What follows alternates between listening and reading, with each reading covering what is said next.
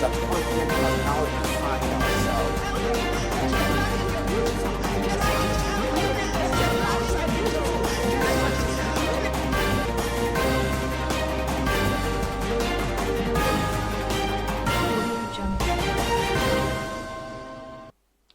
Hello and welcome to TOS TV, your digital-first Pan-African news network.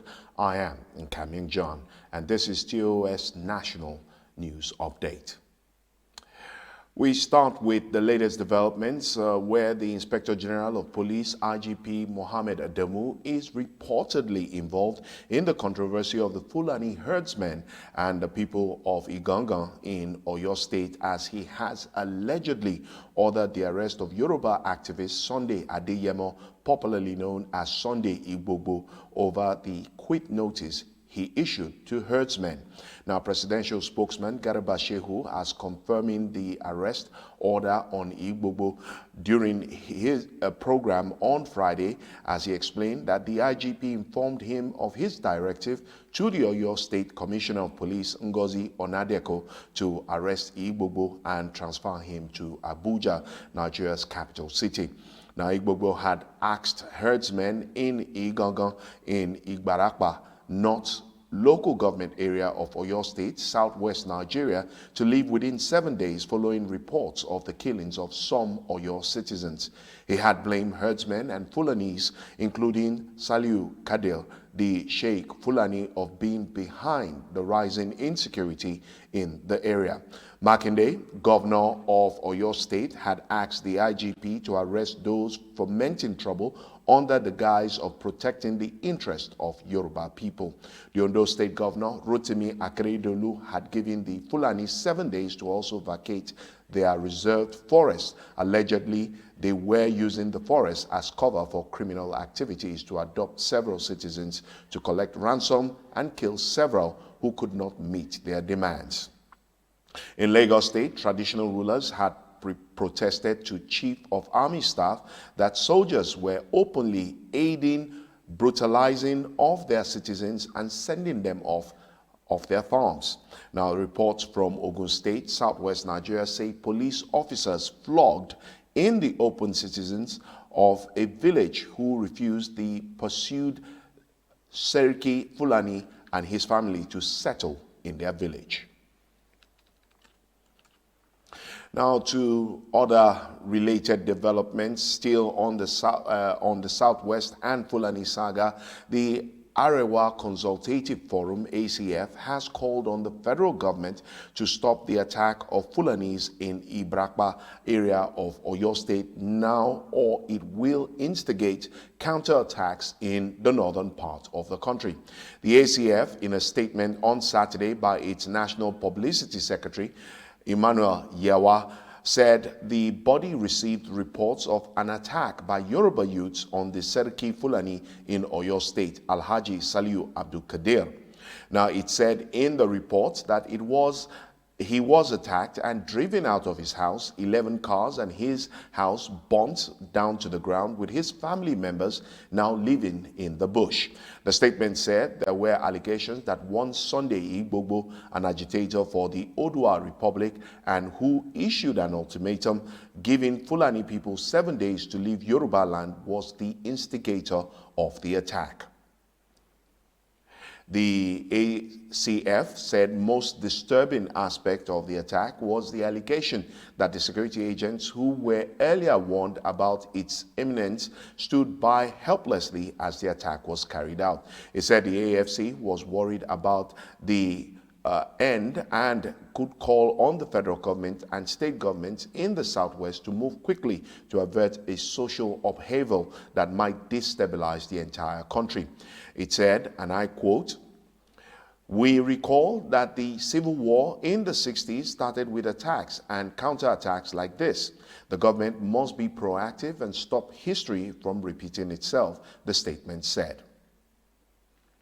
The ACF said those who carried out these attacks must be apprehended and that the due process of the law should be allowed to take its course. It warned and it said, and I quote, "If this is not done, there may be counterattacks in the north and the country will be up in flames. The authorities must act. The ACF is very worried and calls on them to act fast. World Health Organization (WHO) chief Tedros Adhanom said his UN agency COVAX scheme had reached a deal with vaccine makers Pfizer-BioNTech for 40 million doses for poorer countries across the world. Now, another 150 million doses of the vaccine will come in the first quarter of 2021 under COVAX, assuming the World Health Organization safety clearance, said Sepp Beckley, chief executive of the private public vaccination fund Gavi. Now, addressing a press conference in Geneva, UN agency head Tedros added that fresh U.S. comments under new President Joe Biden to join COVAX meant that they are close to fulfilling the scheme's promise. Launched last year before vaccines became a reality and really available, COVAX's initial aim was to immunize the most vulnerable 20% of poorer coronavirus-threatened nations across the world. We'll take a break, and when we come back, we'll give you more developments in business and sports. Do stay with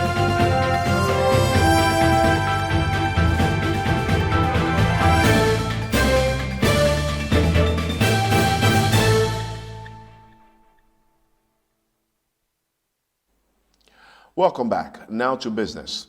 The 3G and 4G based transceiver stations deployed in Nigeria in the last 5 years increased from 30,000 to 53,460.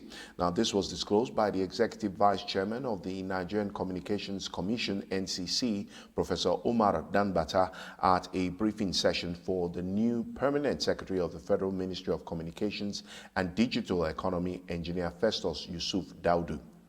Now, according to Danbata, the effective regulatory regime put in place by his leadership has created the desired impetus for the increased deployment and of infrastructure by various telecommunications operators, which in turn has helped to improve the broadband penetration and other related service delivery in the telecoms industry. Staying with more developments, and now to sports, where Rivers United expectedly completed a double over South Africa's Bloemfontein Celtic in a rescheduled CAF Confederations Cup first round clash, which they won 3-0 playing away from home at the Stade Charles de Gaulle Port Novo Stadium on Saturday.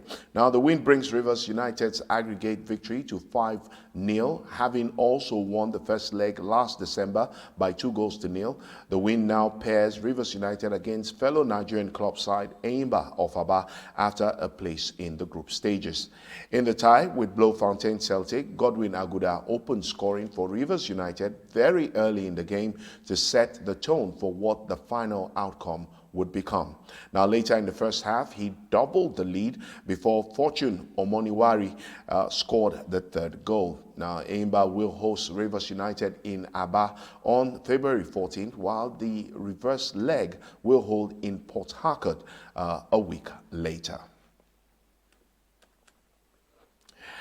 And more sports news, where chairman of Nasarawa United Football Club, Barrister Isaac Danladi, has charged the team to go all out with the aim of picking the maximum points at the stake when they confront host Warri Wolves at the 2020-2021 NPFL League season enters week 6 across the country. Now, the club supremo, who was joined by the team's manager Solomon Babaja, gave the charge shortly after the players had a light walkout this evening at the Delta State Polytechnic Stadium, Ozoro.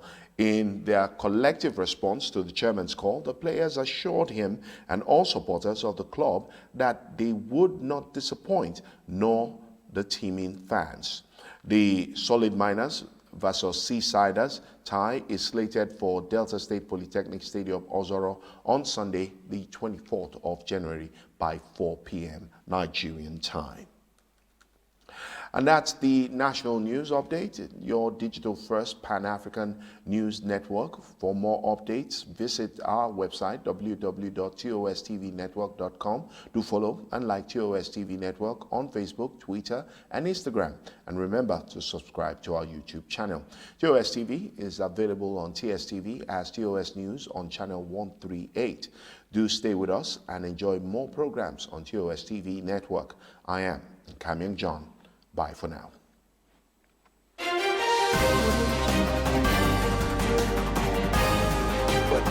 we as a continent have now defined ourselves.